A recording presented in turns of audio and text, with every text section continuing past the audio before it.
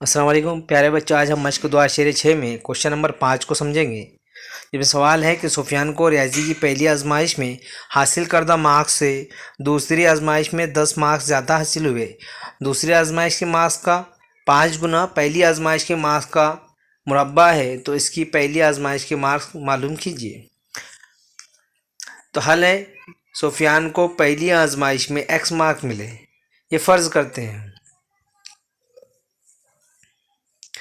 दूसरी आजमाइश में जब मार्क मिलेंगे सुफियान को तो हो जाएंगे 5 कॉस में एक्स जमा 10, यानी 5 गुना से 10 ज़्यादा है, तो इसीलिए 5 कॉस में एक्स जमा 10 होंगी। अब दी हुई शर्त के मुताबिक जो शर्त दी हुई है कि एक्स की कुव्वत दो, यानी कि पहली आजमाइश में मिले हुए मार्क का मुरब्बा दूसरी आजमाइश के में मिले हुए के बराबर होते हैं, एक्स की कुव्वत 2 हो जाएंगे और 5 एक्स यानी 5 एक 5 जमा 10, ये 5 10 50, तो मसावत बनी है एक्स को 2 मनफी 5 एक्स मनफी 50 बराबर 0।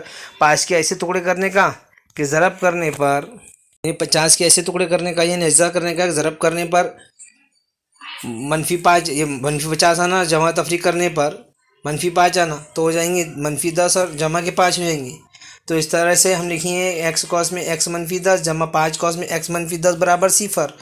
एक्स मनफी 10 दूसरी कॉस में एक्स जमा 5 हो जाएंगे बराबर 0। एक्स मनफी 10 बराबर 0 या फिर एक्स जमा 5 बराबर 0। एक्स बराबर बाहर चल जाएंगे 10 या फिर एक्स बराबर मनफी के 5 हो जाएंगे। अब इस मार्क्स मनफी में नहीं होते, तो इसलिए एक्स बराबर मनफी 5 नाकाबिले कबूल है, तो जवाब हो जाएगा एक्स बराबर 10। यानी सुफियान को पहली आजमाइश में 10 मार्क मिले। उम्मीद है प्यारे बच्चों आप अच्छी तरह समझ गए होंगे, घर पर इसकी अच्छी मशक कीजिए। खुदा हाफिज़।